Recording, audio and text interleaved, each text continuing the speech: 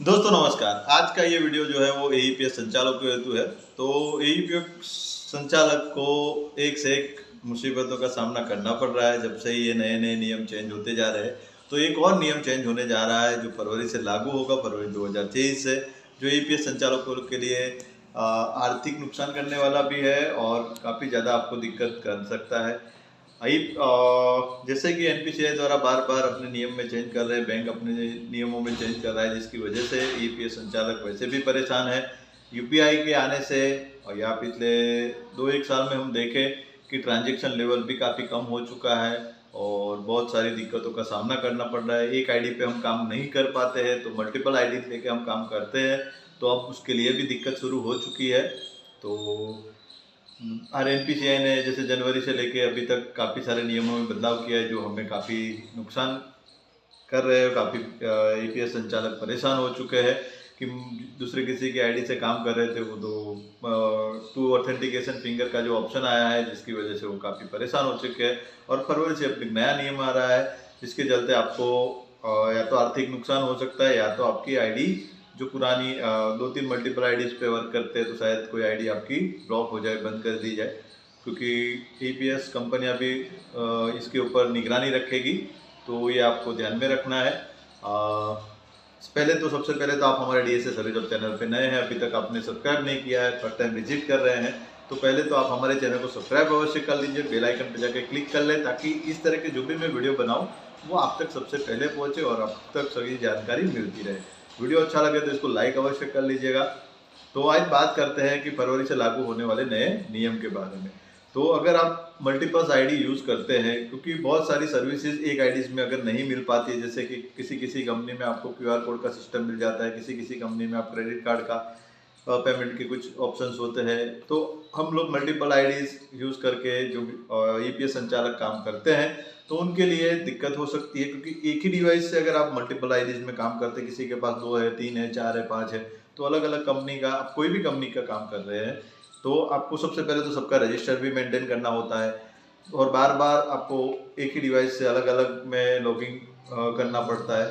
तो अब फरवरी से ये नियम आ रहा है कि आपका एक जो फिंगरप्रिंट डिवाइस है वो एक आईडी पे काम करेगा, या तो हो सकता है कि अगर आप बार बार लॉग आउट लॉगिंग कर रहे हो अलग अलग मल्टीपल आईडी से और यही डिवाइस एक ही डिवाइस को यूज़ कर रहे हो तो कोई ना कोई आईडी आपकी कंपनी ब्लॉक कर सकती है या एनपीसीआई ब्लॉक कर सकता है।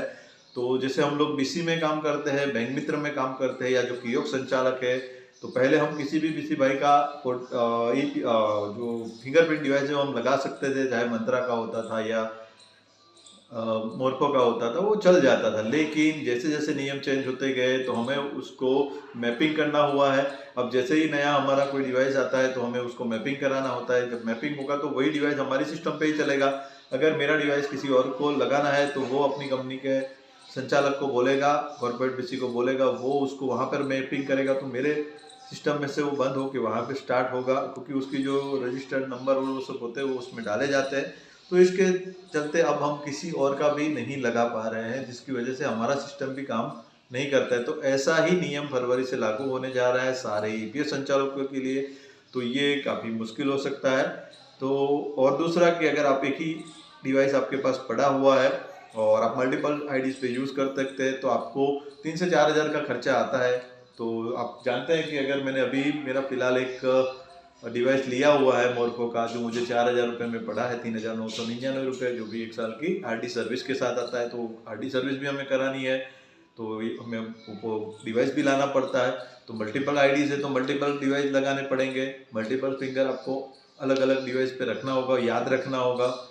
तो ये सब दिक्कतें हो सकती है। या तो हो सकता है कि आप कोई 2-3 आईडीज जो आप रेगुलरली यूज़ करते हो या 2 ऐसी आप मुख्यतः सिलेक्ट कर लीजिए कि जिसमें आपको बेटर सर्विस, बेटर काम और सारी फैसिलिटीज़ अगर 2-3 आईडीज़ में अगर मिल जाती है, आप काम कर रहे होंगे तो आपको पता होगा कि कौन सी कंपनी आपको कैसा सर्विस दे पाती है या कैसी सर्विसेज उसके अंदर अवेलेबल है।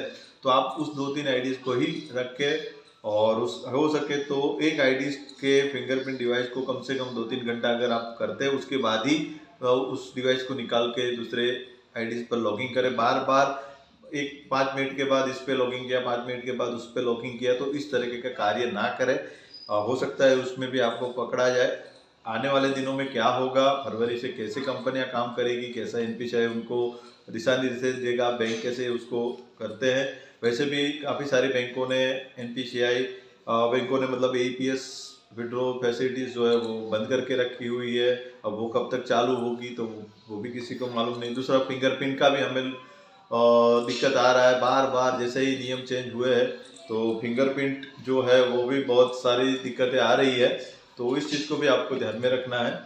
तो जैसे पहले रेगुलरली कस्टमर हमारे बीसी पॉइंट पे भी आते थे, अब उनका भी फिंगरप्रिंट नहीं आ रहा है। तो हम कस्टमर ना ही हमें उतनी जानकारी होती है कि हम बता पाए, ना ही हमें ऊपर से कोई जानकारी, जो उनका रीजन कोड होता है, जो एरर कोड होता है, उस एरर कोड की ही हमें जानकारी नहीं है तो हम ग्राहक को क्या बताएं।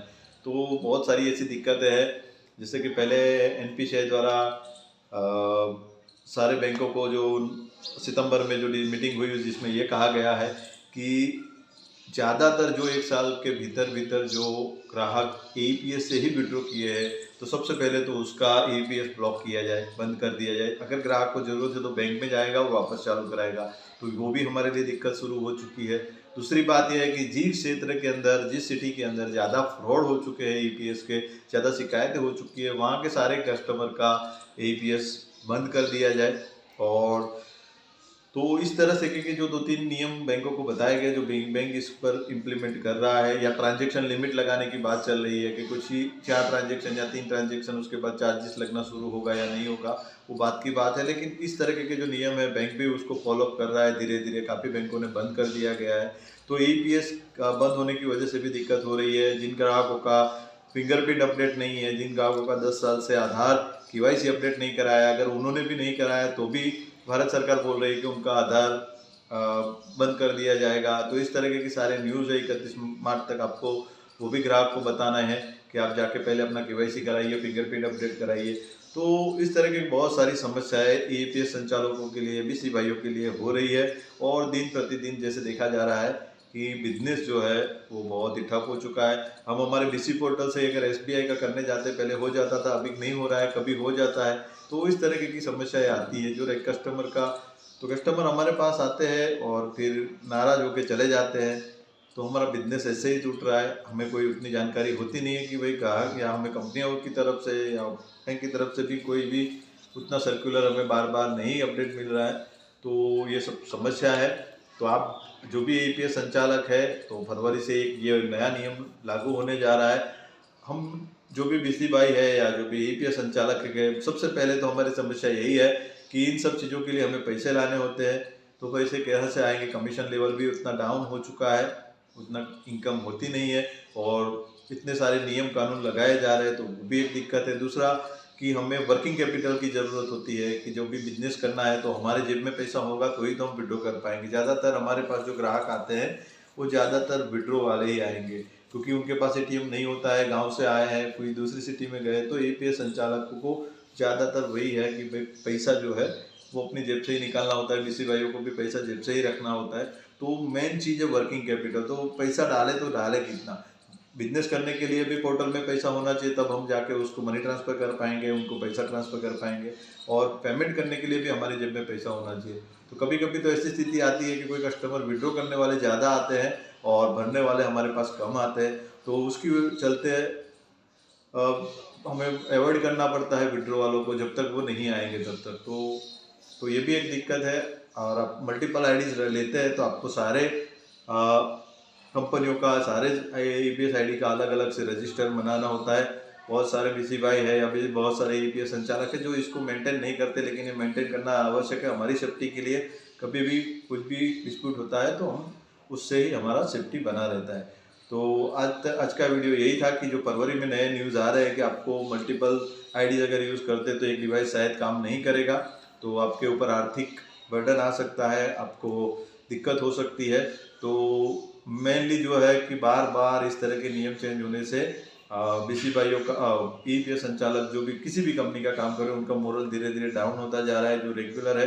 तो बहुत सारे अभी जनवरी से लेकर अभी तक हमने देखा है कि बहुत सारे नियम चेंज हो चुके हैं, जिसके चलते बिजनेस लेवल डाउन हो चुका है। और ये नया फरवरी से नियम लागू होने जा रहा है जो 3-4 हज़ार का आपको खर्चा कराएगा। अगर मल्टीपल आईडीज है तो आपको ज़्यादा डिवाइस लानी पड़ सकती है। देखते हैं फरवरी में कैसा आता है कुछ भी नया अपडेट आएगा तो उसके रिलेटेड वीडियो बनाएंगे, या तो आपको खुद पता चल जाएगा। आपको भी अगर कोई जानकारी हो, कुछ आपके पास अपडेट आए तो कमेंट बॉक्स में अवश्य लिखें, ताकि अन्य एपीएस संचालकों को भी ये जानकारी मिले।